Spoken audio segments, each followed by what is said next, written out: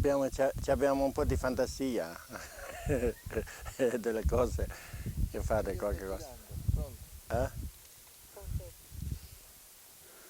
Can you tell us, Rinpoche, what you have done, what you're organising here about Shang Shung, about the medicine conference, Asia, all the things that you're doing for the preservation of Tibetan culture? Firstly, we started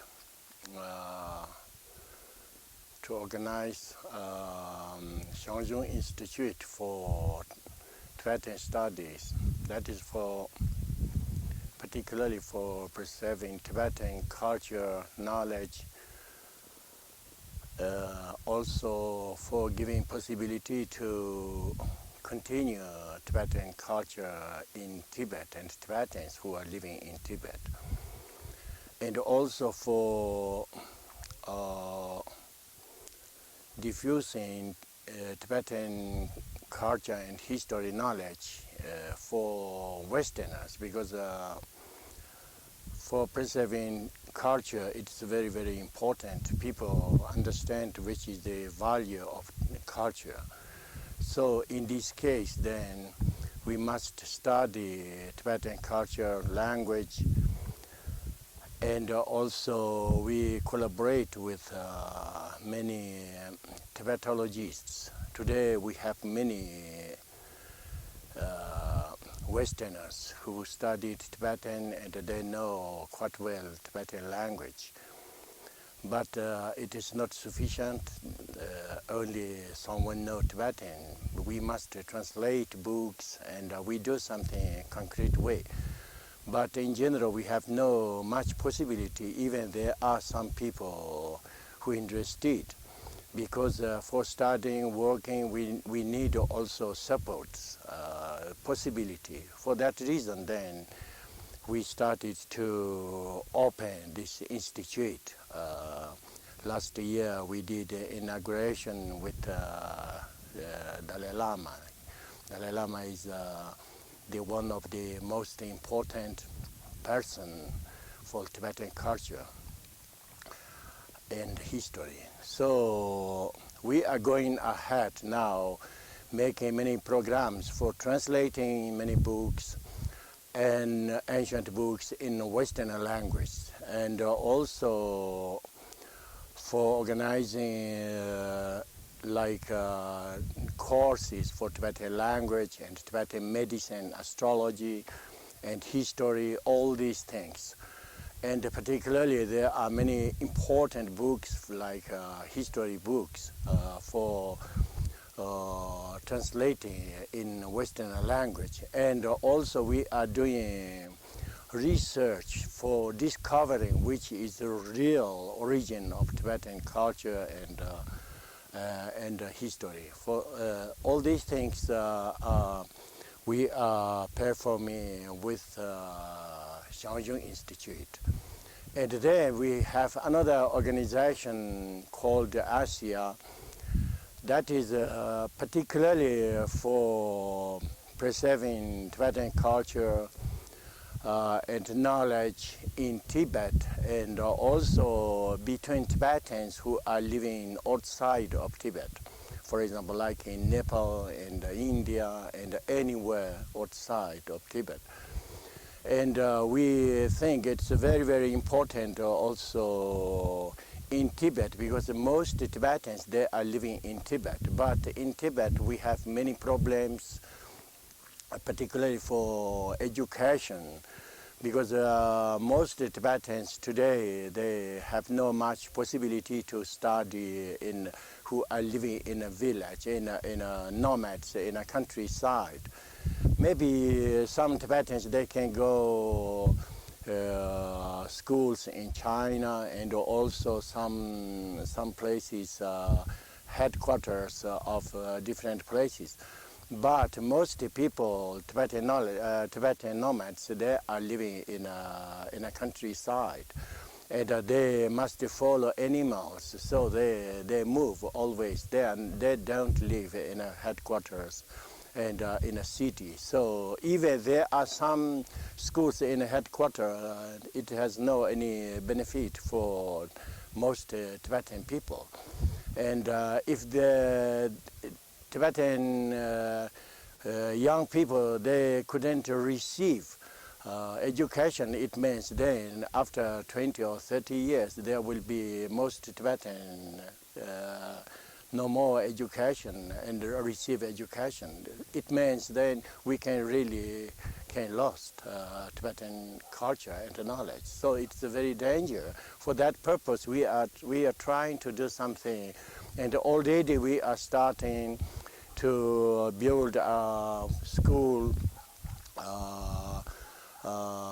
School and hospital and a guest house in East Tibet called Gualtiero, that place. And also we are projecting another same program in the country called Chögyal.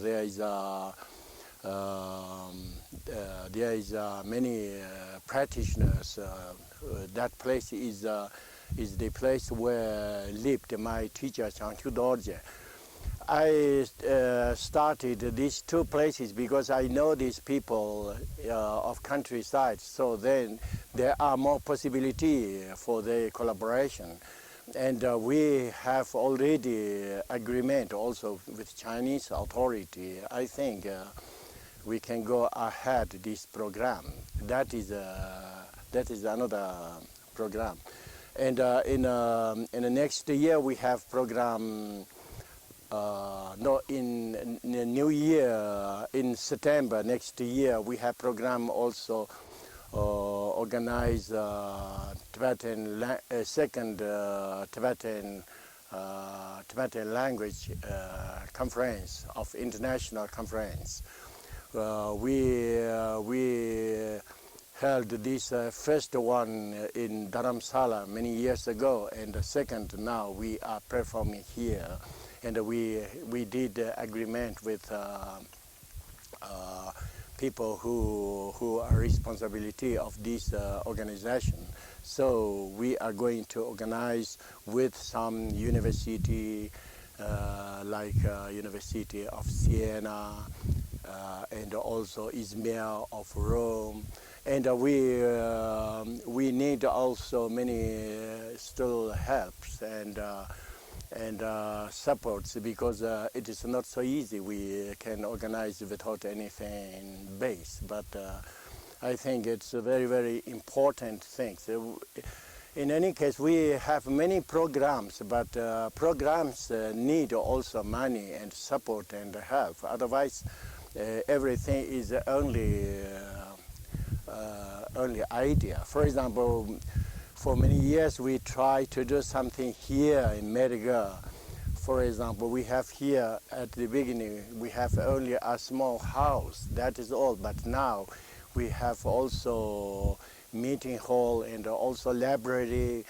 We did more than 10 years or 11 years collection of Tibetan books, and we have a lot of books for studying, for using Tibetologists, etc. And also we are trying to organize here the base of institute, because we need also a house for studying, classroom, and also when we have some guests, we need also possibility, etc. So all these things what we are preparing here.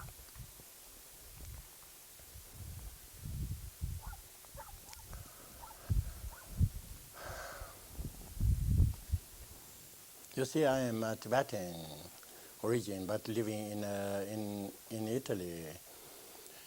I received my education all when I was in Tibet, and then later I arrived in India, and then in Italy, because Professor Tucci, the famous Tibetologist, he invited me, and I come collaborating with him, and then later I worked in in the university for teaching Tibetan language and the literature and the Mongolian language and the literature.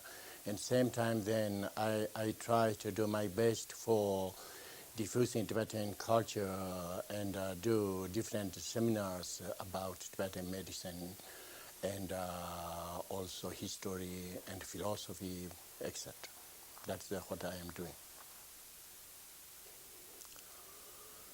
Tibetan origin of Tibetan civilization is we call the Tibetan origin culture history of Shang Shung. That means West Tibet, near Mount Kailash.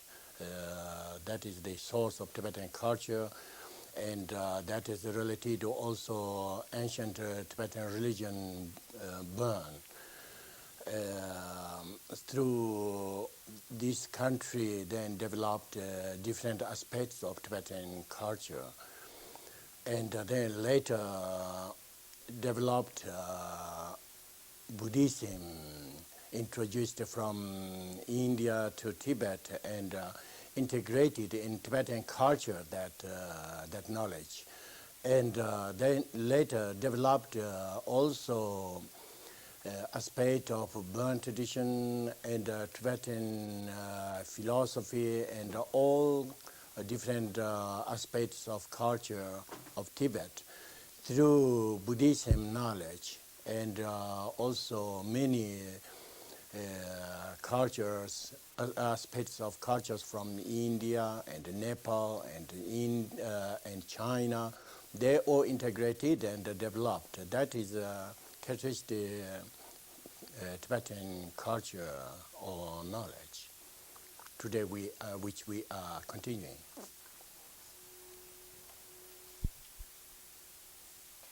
Can you tell us the origins of the teachings?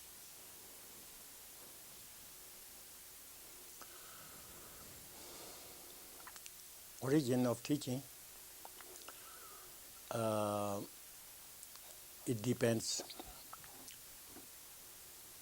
which kind of teaching. In general, in Tibet, when we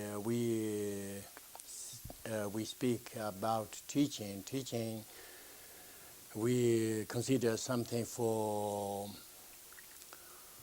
having real knowledge of individual. It's discovering its real condition. For this aspect, teaching, more important teaching, we consider like Tantrism teaching and like teaching Dzogchen.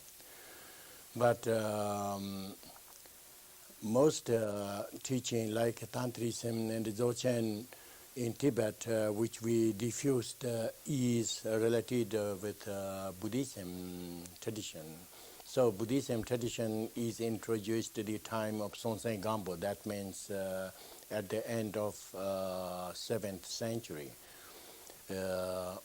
But we have already, before Buddhism, then there was a teaching, Bambo tradition. Bambo tradition, there are many aspects like more shamanistic in style, but there are also called Samban. Samban, it means the burn of the mind, which means through the teaching, discover which is our real nature of mind. So that is considered something more essential of the teaching.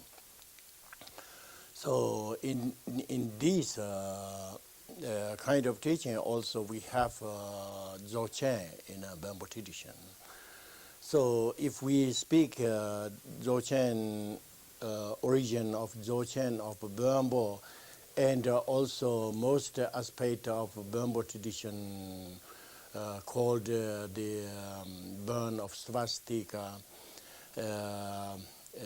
that origin is Shenra Miwoche. Shenra Miwoche is the teacher considered officially more important teacher of burn. So it means more or less nearly 4,000 years of history. So that means Tibetan knowledge and also religion and philosophy knowledge we have source from the nearly 4,000 years. So that is more or less, we can say, origin, which is the origin of all Tibetan knowledge.